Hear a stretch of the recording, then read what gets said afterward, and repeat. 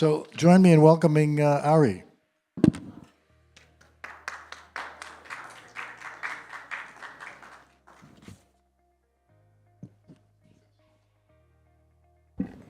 Okay, good afternoon, everyone. As mentioned, my name is Ari Kauppi, and I work at KATIM, which is a company that focuses on, let's say, secure communications on all fronts, whether it's something IP-based, HF, VHF, SATCOMs, and so forth. So, I'm going to talk a bit about securing data in motion and in transit. We have a lot of connected systems nowadays that need to communicate, whether it's over satellite, radios, internet, and so forth. KATIM as a company really focuses on the, let's say, ultra-secure target market, so mainly defense and governmental organizations, while on the other end of the spectrum we have, let's say, your normal enterprise IT providers, as an example, Cisco and similars. So when talking about critical data, it's not only important what happens today and how you secure your data today, because there are national bodies who are interested in, let's say, record and crack later type of attacks. And even though we don't have quantum computers available today, which will be able to break with Crowers and Shaw's algorithms the encryption of today, there is information transmitted today that even if cracked, let's say, 10 years from today, is still not okay. So even though this is not reality today, advances in quantum computing will get us there in real near future. And that's for the secure communications. You also already need to consider your data and assets today.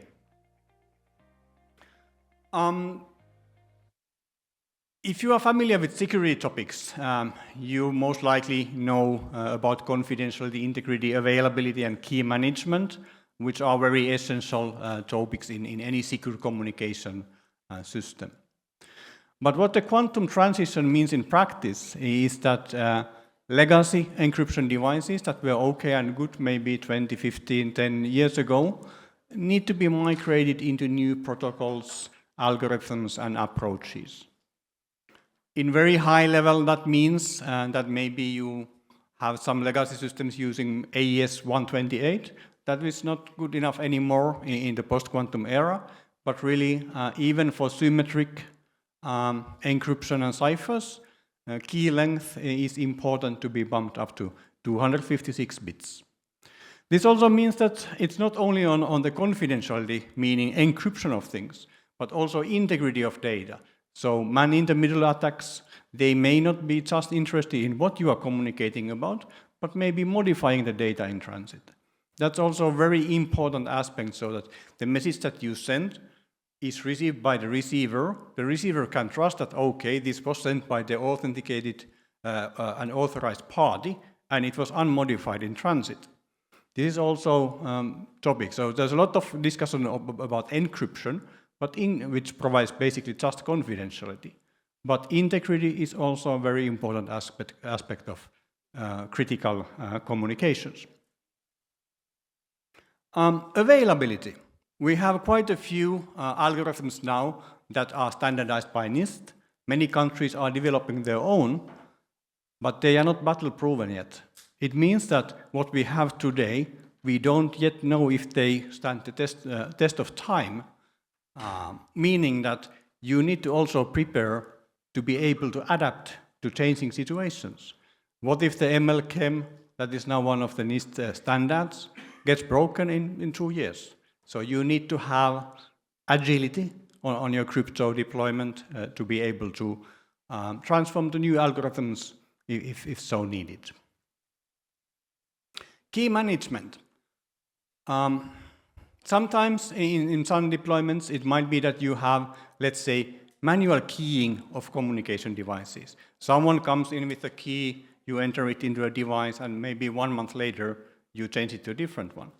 Basically, that means that if someone is somehow able to crack that key, you might be exposed to 1 month of data if your key interval is only or 1 month. Having short-lived keys is also very important in quantum time. So once quantum computers can crack algorithms of today, if you have short-lived keys, your exposure is minimized. As an example, if you rotate your keys every minute or every second, then you need to spend a huge effort to open only 1 second or 1 minute of communications. Also, key scoping. When I send a message, do I have 100 recipients that are able to decipher with the same key? Or do I use pairwise keying, so that when I communicate with single peer, there's always a dedicated specific key used for that one? This is also about exposure, and if you lose a device, let's say in the field, what is your exposure to data leaks in that kind of scenario? And also because of the crypto agility and because the quantum algorithms are not yet battle-proven, currently the hybrid approach is something to consider, meaning that you use the best available classical combined with post-quantum crypto algorithms, so that if someone wants to really break your keying or crypto, it means that they would need to break both classical and post-quantum algorithms at the same time.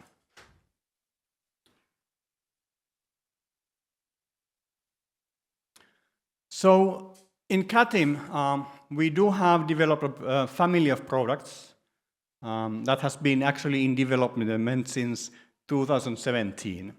So already back in 2017, we started a project for post-quantum, family of post-quantum encryption devices, basically focusing for IP or layer 2 Ethernet communications. It's a very flexible, comprehensive platform supporting these key points needed for secure communication in post-quantum era, and it's really flexible for any kind of deployment from, let's say, low bandwidth satellites up to in data center interlinks. But talking about maritime and communications in scale, our family of products can support up to 500 endpoints as of today in a very, let's say, quantum compatible manner, meaning we deploy and in our devices we use ultra short-lived keys together with latest and greatest from classical and post-quantum crypto. If you transmit a lot of data, we actually do rekeying several times per second in a pairwise manner between each pair of communication devices we provide. And this is not just basic, simple advancing the key scheduling. We actually do full re-authentication, including ML-Chem and other stuff in pretty fast manner. It's also a very advanced platform, just a minute. It's not only layer 2 or layer 3, but also on layer 3 we support full dynamic routing, meaning that if you have networks that change over time. Sometimes you might have link breaks, you need to automatically route between different kind of traffic paths and so forth. Modern dynamic routing on IP layer can do that. There was a question in the front row.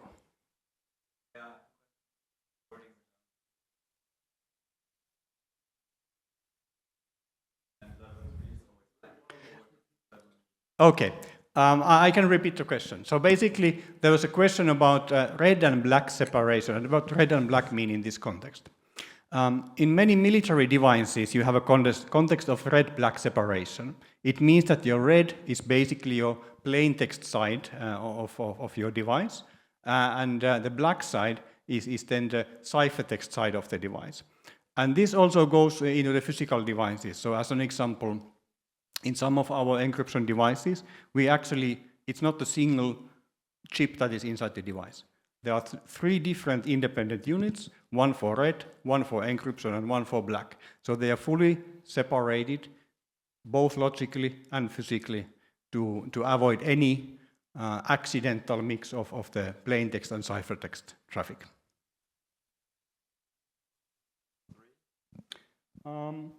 L3 means here IP-based communication. So basically it's the OSI layer 3, which is for IP, and layer 2 is then for Ethernet. Thank you. So as an example, satellite communications, when compared to internet-based communication, it's a very different media. In internet, typically your latencies, especially if you're into gaming, are maybe in sub 10 milliseconds or something. But with satellite communications with geostationary satellites, your round-trip times are typically 700 milliseconds. You have packet drops. It's not a kind of friendly environment from communication point of view. That also needs very specific attendance and especially testing of the products so that you know that, okay, even in case of unreliable communication channel, you still can fully operate, do your rekeying and so forth. So that is the challenge in there. Even though it's providing kind of Ethernet IP link, it's still somewhat different. So now a bit product pitch at this point. So basically, we have, as mentioned, we have a family of products: a data center device, and two different portable devices. One for more office-like use case, and another one for rugged use case. All of these share, it's really a platform. So basically, it's a very powerful hardware-based platform with software-defined features.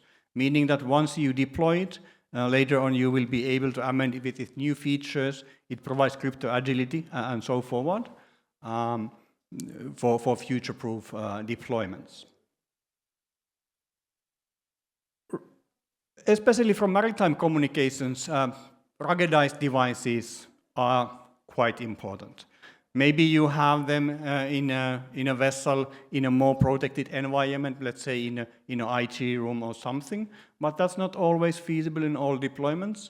So one of our main devices is the MIL-STD ruggedized, meaning that it's passive cooling, industrial standard connectors, salt water, dust, vibration resistant, so forth. What you would expect in a, let's say, maritime vessel. It's sometimes not the most pleasant environment for IT equipment. This is for up to 1 gigabit per second communication capacity. Typically, your satellite links will be much below that one, so a nice and suitable device for satellite use cases. But on the central side, so if you deploy 500 of those, and let's say they can communicate at 10 megabits each, you need something that can handle the requirements of, let's say, data center deployment. In addition, you might have requirements, let's say, as an example provided in a previous slide, there are use cases where you might communicate, let's say, from your vessel to your central site, and then hop from your central site to, let's say, remote offices and other. So you might have multiple count terminals and so forth. So it's good to have both the capacity, but also the small devices available.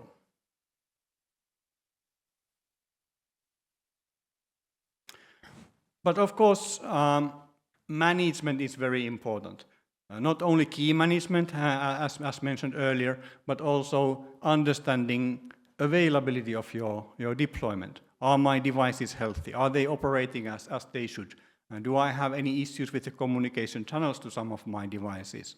What if I need to deploy, let's say, new keys or new crypto algorithms remotely over the air to be able to provide the crypto agility? Because if you have some fleet out there 1,000, 2,000 kilometers from home, It's not always feasible to call everyone back home if you need to do software updates or other stuff. Sometimes you need to manage stuff in the field. A bit more technical details. As mentioned, we started this already back in 2017. Back then, there was really no TLS with post-quantum crypto support and so forth. So we really looked into what was available in the market back then and found nothing feasible. So we took the best, what was available, and then improved it significantly to meet the requirements we set. Basically, everything is 256-bit security, extremely short-lived keys, full authentication, and then trust no one approach on the crypto side of things. Trust no one is a good principle, or trust but verify, and that's fully applied from the ground up in our devices and platforms.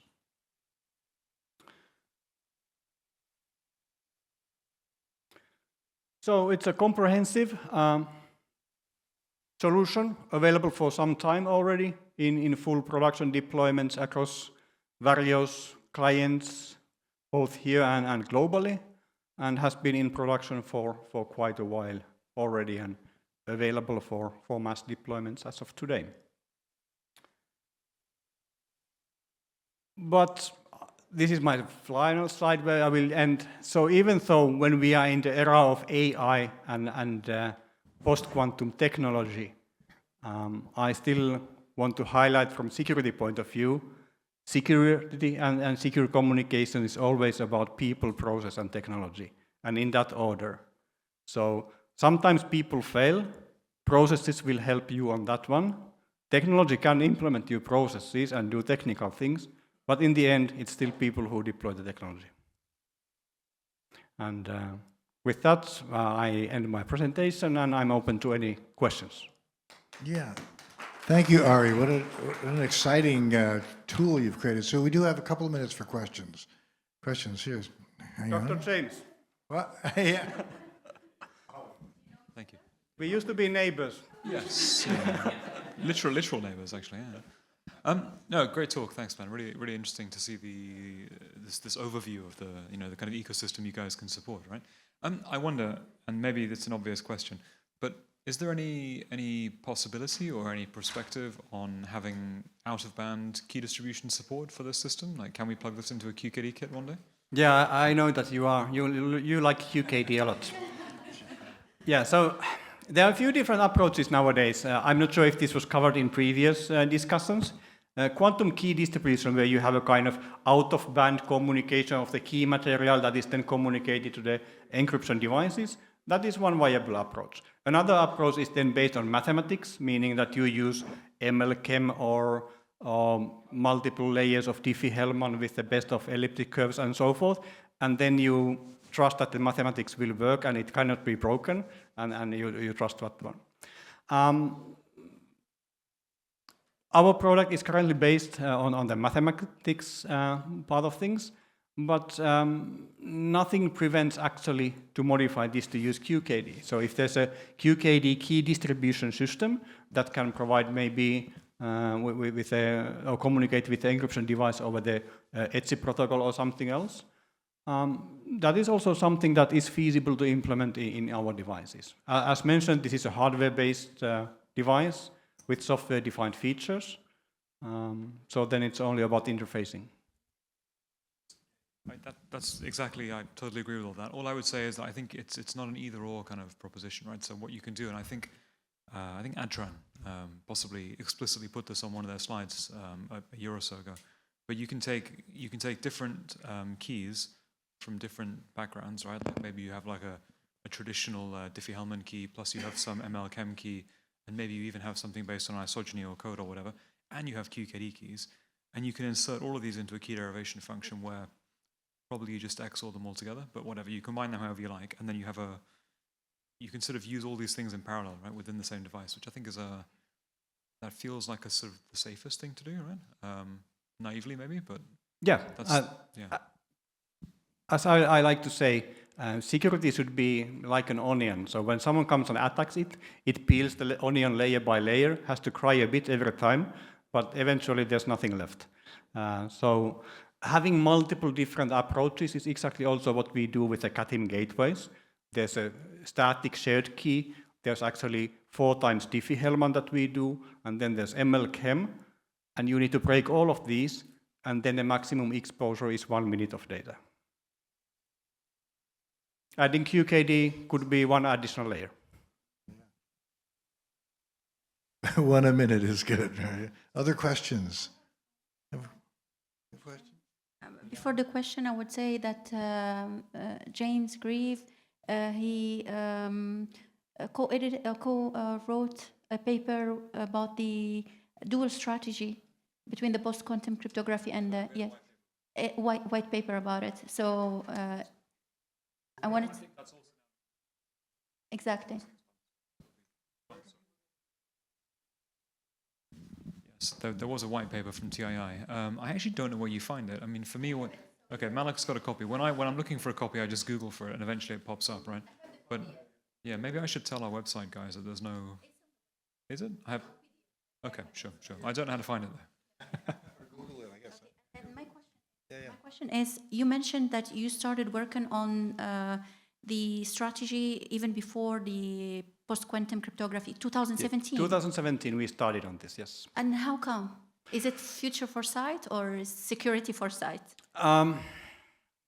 I think already back then there were some signs that this might eventually happen. Wow. And critical, essential clients are really interested in protecting their communications for 20, 25, 30 years from today. So we are lucky to be able to work with some clients who are very interested in long-term security of their communications, and that's when we started working on these things. Yeah. So we had this system with pre-standard post-quantum crypto already back in 2019. That's impressive. Yeah. Hey, it's sort of following from the conversation that you guys had. So yesterday I was talking about Q-Control's sensing solution for GPS-denied navigation.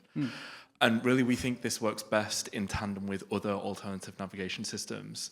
And so it was just apparent to me that there's a similarity between, so I know nothing about crypto, but that there's a similarity here between using different complementary systems to make robust security, ultimately. Yeah, that's exactly also why I had in one slide in the availability assume failure. So some of your traditional systems will fail, and having multiple different approaches will help you. I guess, so it's one thing that that I've noticed with talking to potential customers of our systems, that some of them who see the threat themselves really get it. They really understand that having multiple different solutions is the way forward. But others think, what, so you're telling me that I need to buy multiple alternatives? Like, you know, the systems engineers are thinking, you're telling me that I need to do not one thing, but 4 or 5. I was just wondering if that's something that you guys have faced and whether you've got any insights of the best ways of dealing with that. I think that really comes down into understanding the client use case. What are the assets that client needs to protect and what are important from them? And then understanding the threats and doing threat modeling and presenting that, okay, these are critical information or assets or subsystems that need to operate for you. What is the risk if this doesn't operate due to this risk? And what is then the alternative ways to mitigate or accept that risk? So I would go into understanding the use case and thinking it from the risk management point of view. Cool. Yeah, interestingly, very similar from my perspective as well in the other field. Yeah, that makes total sense, yeah. Other questions? Here, I have 2 mics. No waiting. Anybody else? Your chance to pick a large brain? Yeah? No? We're good? I'm going to give one of them back to you. Okay, thank you, Ari. Thanks for sharing. There we go. Okay, so we're coming to the home stretch here. This is actually time for a coffee break, but I just want to give you a heads up that we have a panel coming up after the coffee break that's going to talk about global quantum ecosystems, and then a keynote from Eugene Olenek, who's from KIPU, talking about their portfolio, and then closing remarks from Dr. Yasser.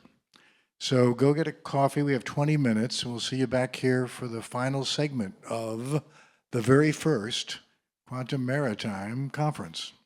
All right. Have some coffee. We'll see you back here shortly.